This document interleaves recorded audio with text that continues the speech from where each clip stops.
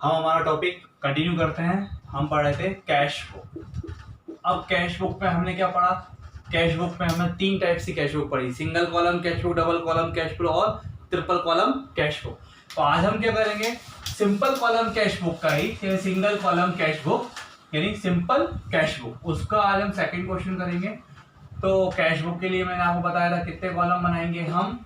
8 column, जिसमें 4 हमारे debit के रहेंगे और 4 हमारे क्रेडिट के रहेंगे। तो कैश बुक करने से पहले आपको क्या करना है? कॉलम ये डेबिट का रहेगा, डेट का रहेगा, ये आपका पर्टिकुलर, यहीं से आपका LF छोटा सा कॉलम, फिर आपका ये अमाउंट, फिर ये आपका डेट, ये पर्टिकुलर और ये आपका LF। ठीक है, फिर हम इसको नेम दे देते हैं। 4 कॉलम आपके डेबिट के रहेंगे, 4 कॉलम आपके क्रेडिट में रहेंगे। तो डेबिट में आपके डेट, पर्टिकुलर, तो आप यहाँ पे रिसिप्ट, पर्टिकुलर भी लिख सकते हैं और रिसिप्ट भी लिख सकते हैं। तो अपन यहाँ लिख देते हैं रिसिप्ट, LF, अमाउंट। तो ये कौन सी अमाउंट कहलाएगी? आपकी डेबिट अमाउंट। फिर अगेन डेट, पर्टिकुलर, तो हम यहाँ पे आप पेमेंट लिख देते हैं, पेमेंट। और फिर आपका यहाँ पे अमाउंट, कौन सी अमाउंट? Credit amount. किसमें? LF। तो किसमें क्वेश्चन कर रहे हैं हम? ये इन रुपीस में। सिंपल है, पैसा आया तो क्या करना है? डेबिट, गया तो क्या करना है? क्रेडिट। और 2 में डेबिट में 2 का यूज करेंगे और क्रेडिट में बाय का यूज करेंगे। देखते हैं सेकंड क्वेश्चन में क्या है। तो record the following transaction in simple cash book for नवंबर 2014। बहुत सिंपल क्वेश्चन है। तो यहाँ हम 14 डालेंगे और यहाँ पे नवंबर 2014। अभी मैं सिर्फ डेट डालूंगा 1 करके, तो 1। तो ये है आपका लिखा है पहला cash in hand. Cash in hand यानी कि 2, ये एक तरीके से हमारा ओपनिंग कैश है। तो हम यहाँ डालेंगे बैलेंस BD। इसको किस नाम से लिखेंगे हम? Balance BD।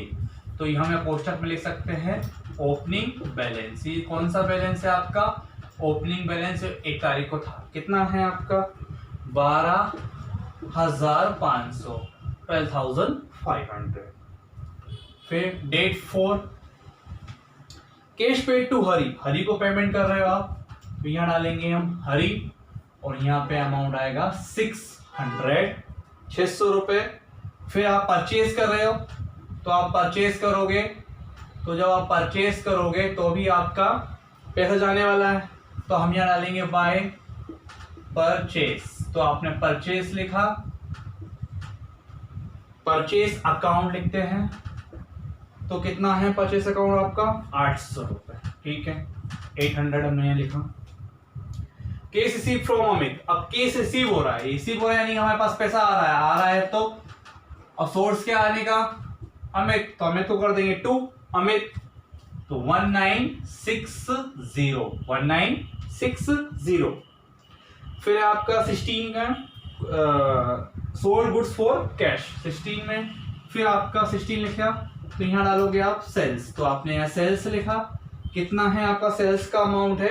800। ठीक है, तो यहाँ हमने 800 लिखा। अब पेड टू मनीष, तो 20 तारीख को आप यहाँ लिखेंगे बाय मनीष, क्योंकि आपने मनीष को पेमेंट किया यानी कि आपके पास से पेमेंट गया। तो मनीष को कितना पेमेंट किया आपने? 1590।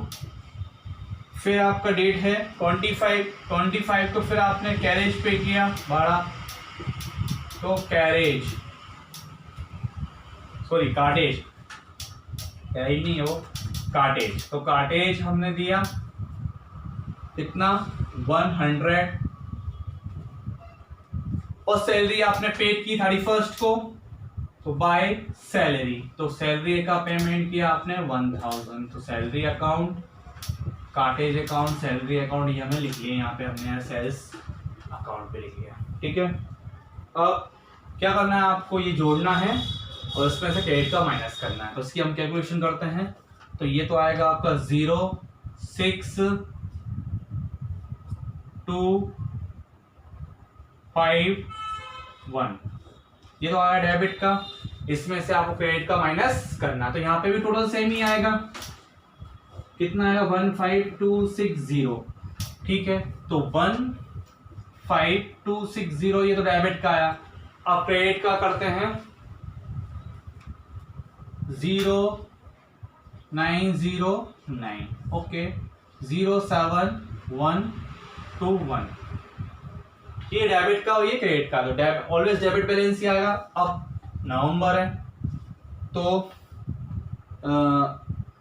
ये नवंबर लिखा है, ठीक है। सो हम क्या लिखेंगे यहाँ पे, बाय बैलेंस सीडी। अब सीडी लिखेंगे बाय बैलेंस सीडी। तो अब ये इसको एक तरीके से हम क्लोजिंग बैलेंस ही बोल सकते हैं कैश बुक का, जो हमने निकाला है, फाइंड किया है, या हम इसको बैलेंसिंग फिगर भी बोल सकते हैं। तो कितना आया था हमारा बैलेंसिंग अमाउंट, तो 12170। अब चूंकि यहाँ पे नवंबर लिखा है, नवंबर 14 है, तो नवंबर में 31 ये लिखा हो, 30 ही आना चाहिए यहाँ पे, क्योंकि नवंबर 30 का होता है, तो यहाँ पे भी हम 30 ही लिख लेते हैं। तो ये रहा आपका क्वेश्चन नंबर सेकंड। तो यहाँ मैंने हरी लिखा है, तो यहाँ पे बाय हरी ही आएगा। बस आपको पता है नाम के साथ अकाउंट नहीं लिखते, और इन कैश बुक में आप चाहें तो अकाउंट ना भी लिखें तो भी चलेगा, और लिख देंगे तो अच्छी बात है। तो ये था आपका क्वेश्चन नंबर सेकंड, ठीक है। नाउ हम क्वेश्चन करते हैं थर्ड एनसीईआरटी का। अब enter the following transaction in simple cash book, ठीक है, फॉर्मेट हमारे सामने है, पता है आपको, पेमेंट आएगा, डेबिट जाएगा तो क्रेडिट, साथ में करते हैं। अब एक तारीख दे रखी है, दिसंबर है, ठीक है, दिसंबर 2014 1, तो जो तारीख है, ये कौन सा बैलेंस बताया था मैंने आपको अभी, बैलेंस बीडी, और इसको क्या बोलेंगे हम, ओपनिंग बैलेंस। क्या अमाउंट रहेगी, 7750, क्या अमाउंट रहेगी आपकी, 7750। फिर है आपका पेड टू सानू। अब पेड टू सानू है तो आप यहां लिखोगे 6 तारीख को, दिसंबर ही चल रहा है आपका, तो बाय सानू या सोनू है, सॉरी सोनू है, सोनू को किया 45 का बात है, ठीक है। परचेज गुड्स, अब गुड्स परचेज करोगे तो पैसा जाएगा, तो बाय परचेज अकाउंट, तो कितना अमाउंट लिखोगे आप यहाँ परचेज अकाउंट में, 600 रुपए, ठीक है, लिख लिया।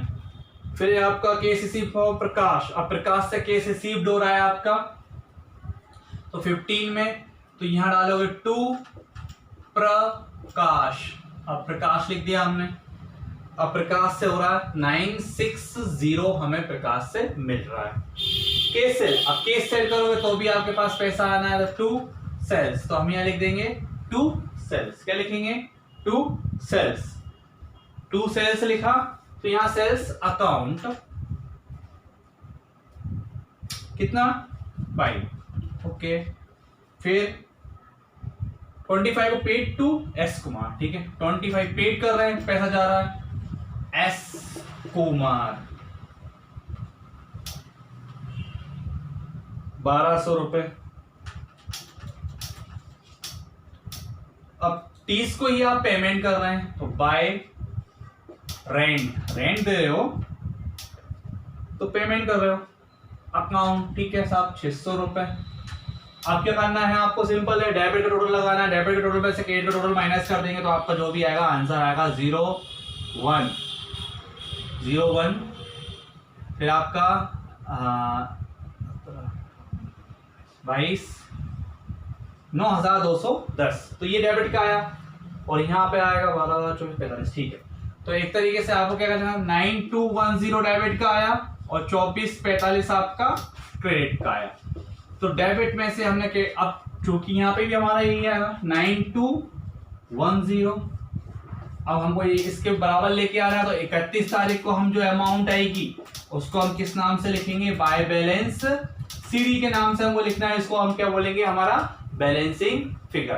तो कितना अमाउंट है हम सॉल्व करते हैं, तो 105, यहाँ पे आएगा आपका 5 6, फिर आपका यहाँ पे आएगा 7, और यहाँ पे आएगा 6, तो 6765, तो आपका आंसर आएगा 6765। क्या आंसर आएगा, 6765, और इसको हम बोल सकते हैं एक तरीके से क्लोजिंग, जो क्लोजिंग कैश है या इसको हम क्लोजिंग कैश बोल सकते हैं, और जो आपका था इसको हम ओपनिंग कैश बोल सकते हैं। तो ये ओपन में 1 तारीख को आपके पास हाथ में इतने पैसे थे, फिर आपने महीने भर ट्रांजेक्शन किया और महीने भर ट्रांजेक्शन करने के बाद आपके क्लोज में इतना पैसा। तो ध्यान रखना डेबिट में जो आएगा उसको करना है आपको, जो पैसा आ रहा है तो डेबिट में लिखना, और पैसा जा रहा है तो ये लिखना है आपको क्रेडिट में। आई होप आपको ये दोनों क्वेश्चन समझ में आए होंगे। धन्यवाद।